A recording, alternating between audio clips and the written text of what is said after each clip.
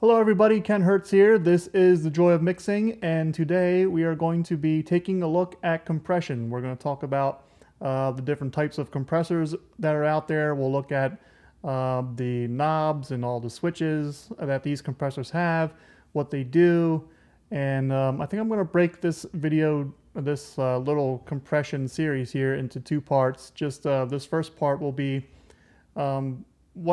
what are compressors, what's their main goal, and then in the next video we'll look at how do we apply compressors in ways in our mix to help us achieve that that sound that we're looking for. So that's what we're going to do. We'll do a two-part series here. I'm here in Logic, and I'm going to go ahead and pull up a compressor here.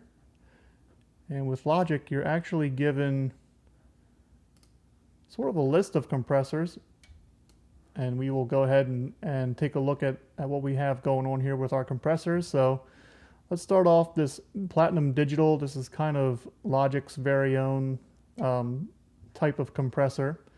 We have a Studio VCA. This is kind of modeled after the Focusrite Red compressor that you would see CLA. I think he uses this type of compressor on his mix bus. We have a Studio Fett compressor, which this can be considered Logic's sort of version of the 1176. Then we have the classic VCA, which this is like the DBX 160 style compressor. We have a vintage VCA, and I believe this is supposed to be modeled after an SSL, like a mix bus compressor. Then we have the vintage Fett. So this would be like an 1176 with like a gray face. And then down here at the end, we have the vintage Opto, which is kind of modeled after the LA2A. So what does it mean when we say Fett and VCA and Opto? What are these compressors, and how do they work? Well, so with an Opto compressor, sort of like an LA2A, you're actually using light to attenuate the audio signal. The light will come in, it'll hit a photo sensor, and depending on how intense that light is, it's going to kind of tell you how much compression you're going to be applying to your track. And I'm just going to close this out real quick. Let's talk about, so what are we talking about, attenuate? So we have our transients here. This is our kick track. And we have our transients, right? We have our peaks here and our signal. And so what a compressor's main job is to attenuate or to decrease in volume your transient here. And, why do you want to do that? Well, as you play an instrument or as you sing, you tend to be louder in some spots, and then you tend to be quieter in some spots. And so to kind of level out that performance is where compressors come in.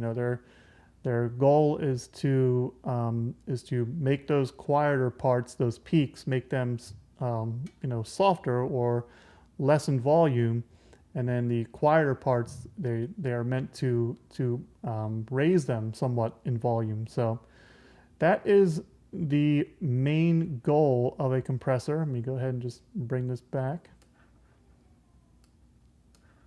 So let's go ahead and grab our compressors again. So we have our Opto, which we said uses light. We have our Fett, or our field effective transistor compressor, and 1176. This is a famous version of that kind of compressor, and so it's using transistors to attenuate the audio signal. Now, I will tell you that the 1176 is a fast compressor. Even when it's on slow, it's still relatively fast.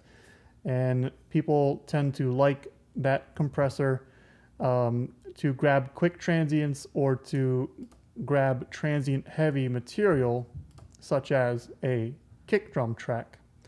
So that is one of the instances where you would see a Fett compressor being used.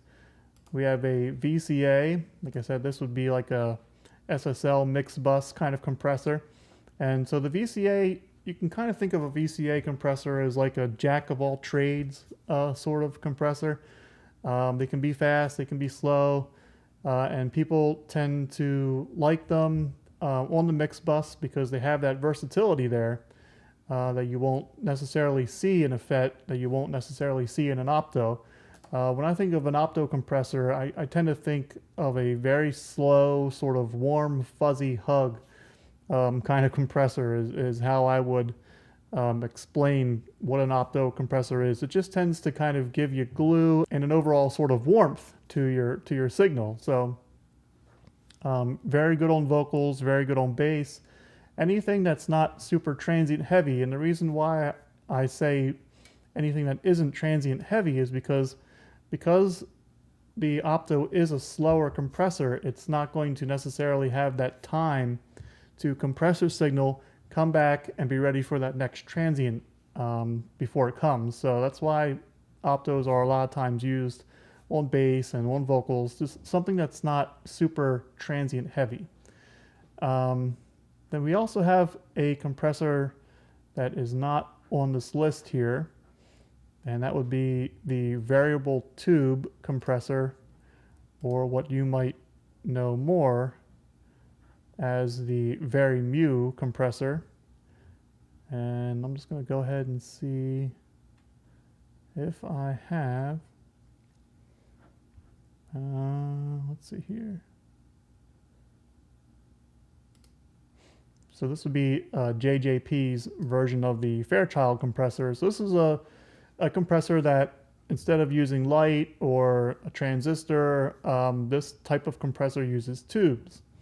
And again, a little bit slower of a compressor. People tend to like these types of compressors, Fairchilds and such, on the mix bus or on the master bus. So let me go back. I'm just going to remove that for now because we're not going to use that too much. So again, the Opto you can consider kind of a slow sort of compressor, nice fat sound. Vintage Fett or Studio Fett, think of the 1176. VCA, voltage controlled amplifier, again just using voltage to go ahead and attenuate your signal. Think of the SSL bus compressor, think of the Focusrite Red compressor as well. So okay, let's talk about, I'm going to go back over to Fett here. Let's talk about the controls and how this kind of all comes together. I'm going to go ahead and put this on graph, and just so I don't destroy your ears, let me just back that off a little bit. Okay, so you have a limiter. Again, not all compressors are going to have every single one of these controls. This is just going to be kind of an idea, just so you can get a feel and an idea for how these compressors work. But again, they won't all have the same controls. I have this set to graph. That way you can kind of get a visual representation of what exactly this compressor is doing as we go along. So let me go ahead and hit play here. And we're just going to take a look at our kick drum. So you can see we're getting some attenuation here on our transients at about 12 dB. We can flip over to the meter here. That's probably more like about 18 dB. So, and again, I wouldn't necessarily recommend staring at graphs and stuff like that when you're working with compressors. You ultimately want to be able to hear what these things are doing and you know, judge, make your moves you know, based off of how this compressor is sounding. Just because I want to explain to you what compression is and how it's working, I thought this graph is a really nice example of that. So that's why we're going to look at that. But okay, so we have input gain down here. So what are we doing with this? Well, as we increase input gain, you'll see that we are adding more compression.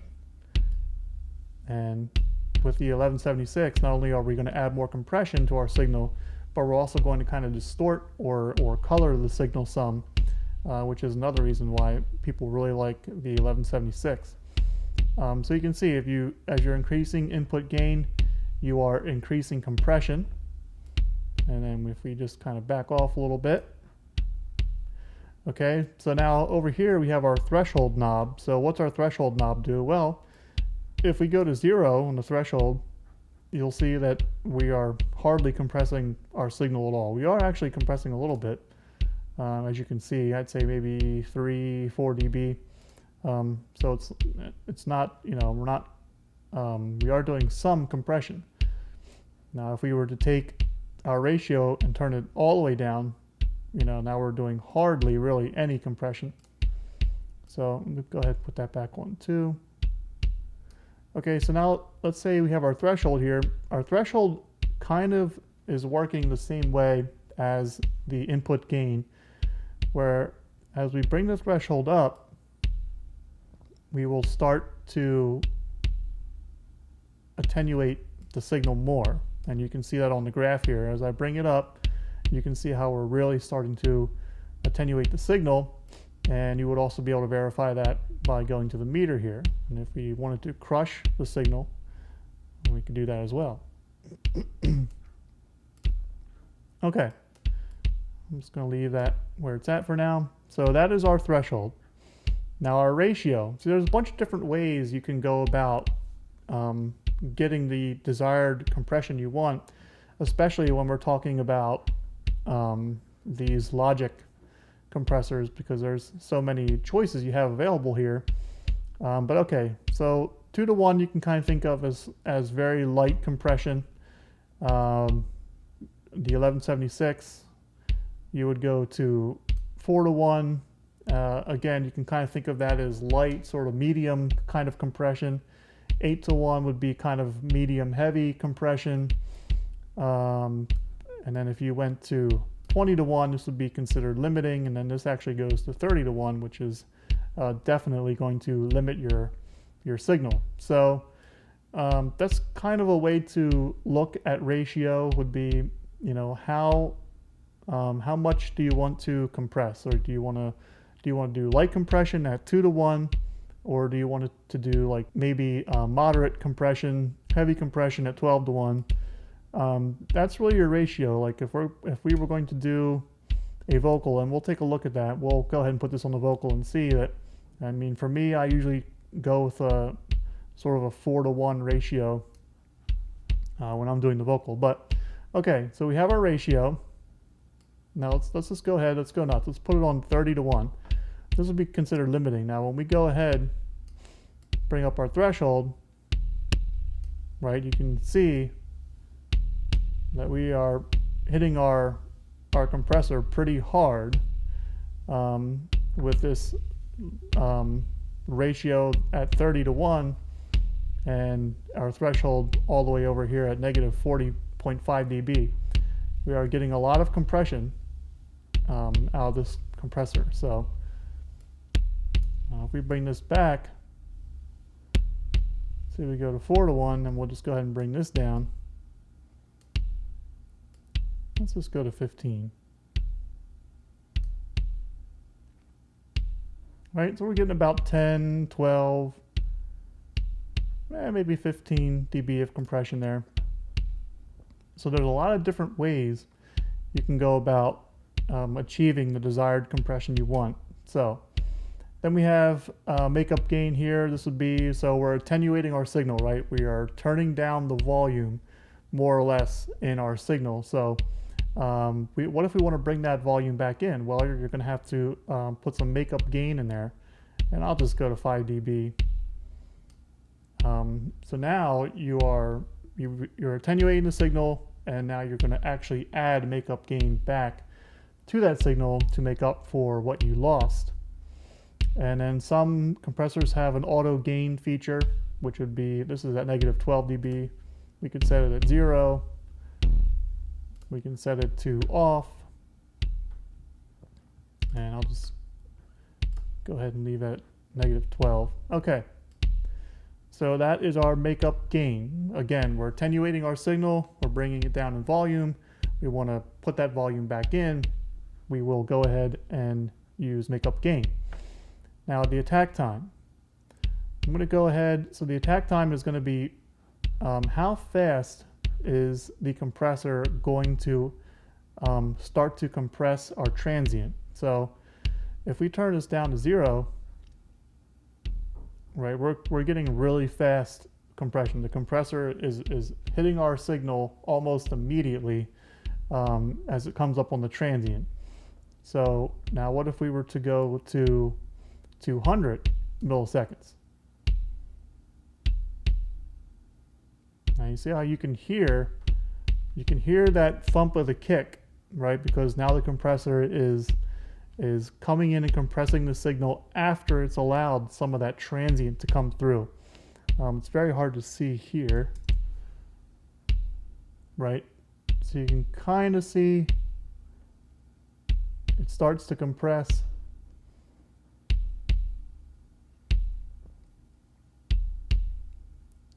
About midway over the transient. Where if we go to a fast attack time, you can see how it's attacking that transient immediately.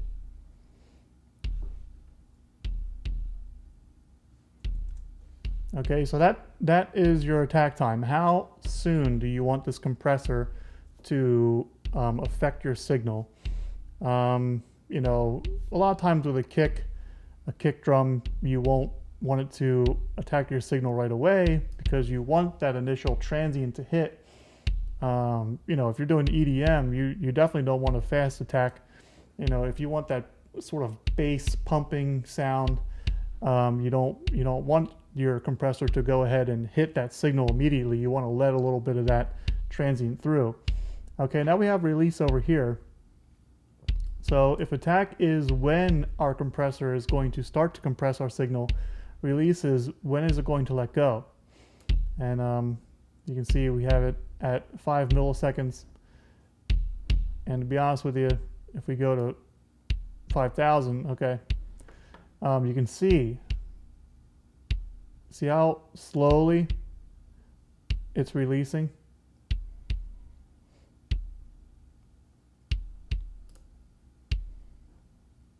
See, watch our needle here, how it's slowly going back down.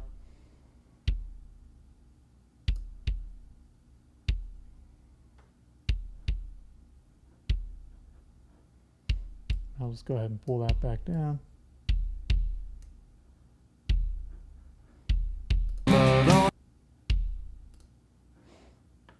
Okay, so that would be attack, release, makeup, gain, ratio, and threshold.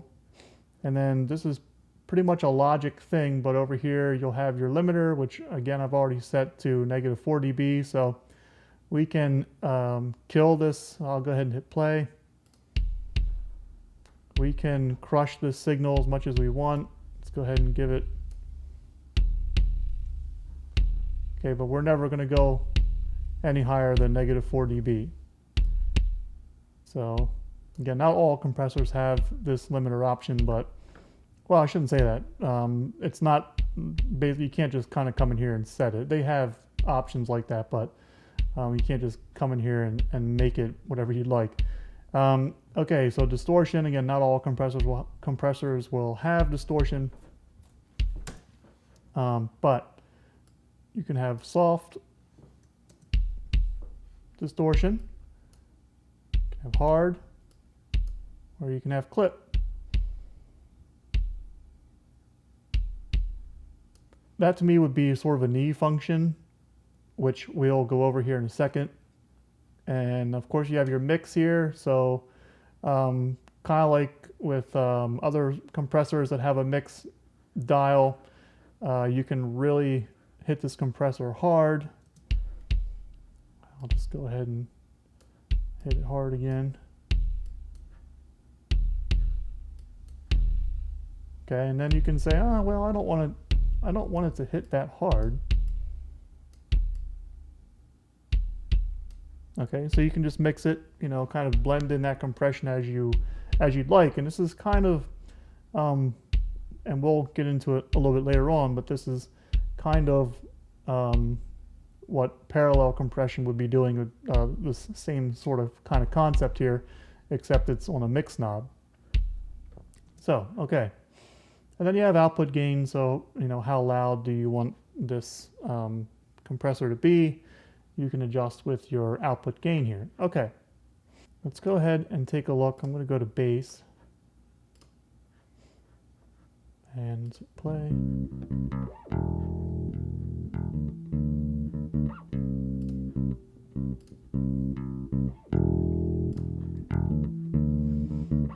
Now again, as I said before with bass, I really like going with the Opto because this is a slow compressor. It's going to even out your bass really nice, which is what makes a good mix a lot of the time, is how present that low end in your mix is.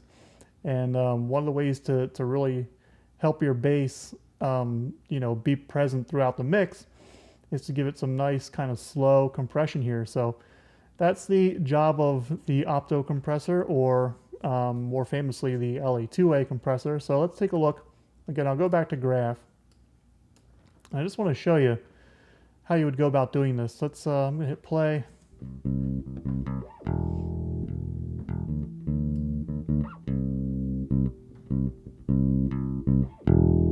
Eight to 1, pretty good ratio for our Opto. Let's turn that down a little bit.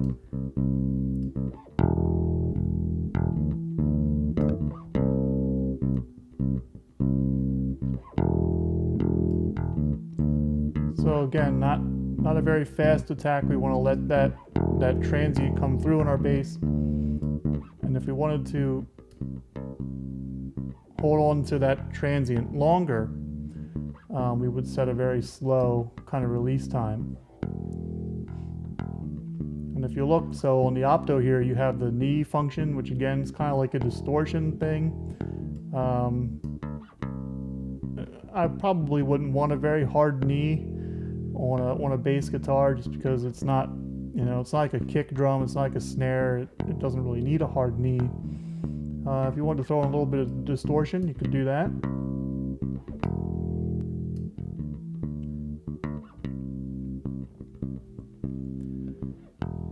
So you can see we're at a slow release, a fast attack, but we are allowing that transient to come through. See, if we go to,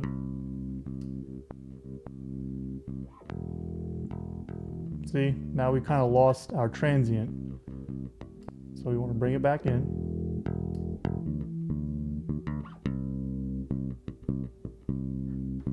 See what the meter's doing here.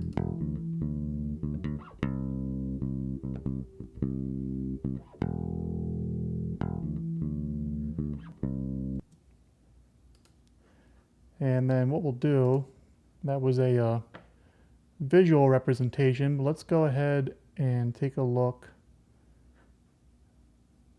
at our good friend, the LA2A. Now, so this is the same sort of compressor, but I mean, as you'll notice here, we only have really a switch, a knob, another knob, and this output gain reduction knob here, and of course our power switch. So I'm going to go ahead and hit play. So this gain here, this is acting as our threshold, right? So as we increase, you can see we're going to start to attenuate our signal here.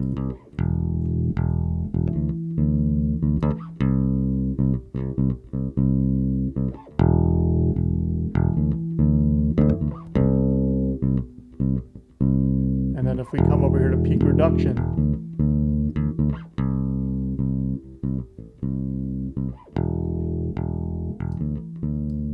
you can see we're really starting to attenuate the signal now.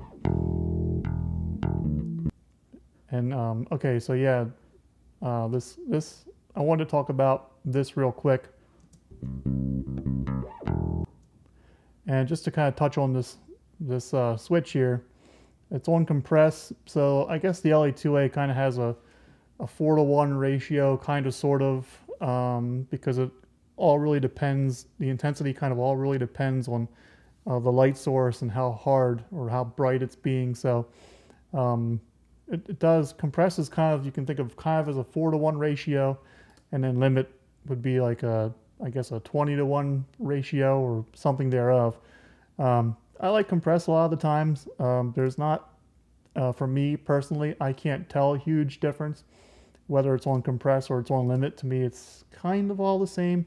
You maybe get a little bit more warmth out of it if you put it on limit, but then of course this doesn't have the bias screw here, where other UA plugins, this is just the legacy. This is just what comes with when you buy a UA interface. You get certain plugins with that, and this legacy one was one of them. But I really like this plugin. It's really good. Go ahead and hit play.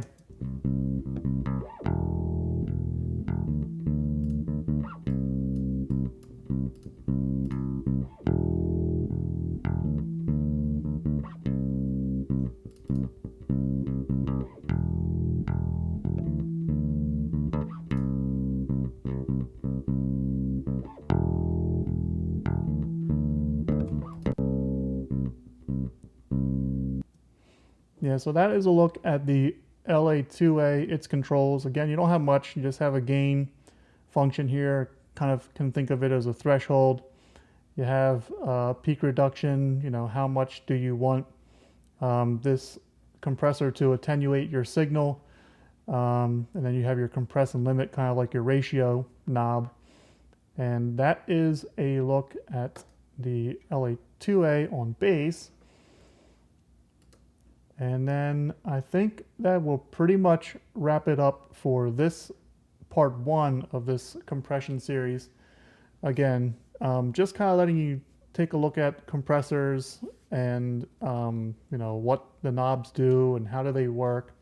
In the next part of the series, I'll go ahead and show you, so how do we apply compression? What techniques can you use to kind of get the most out of your compressors and really kind of get the sound that you're looking for out of your mixes? So that'll be coming up in part 2 of my Understanding Compression series.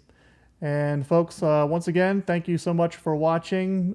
Please, if you have any comments, any questions, let me know down below. If you like this video, go ahead, give me a thumbs up. Subscribe to the channel if you have not. I would greatly appreciate it. And until next time, gang, happy mixing. See you later.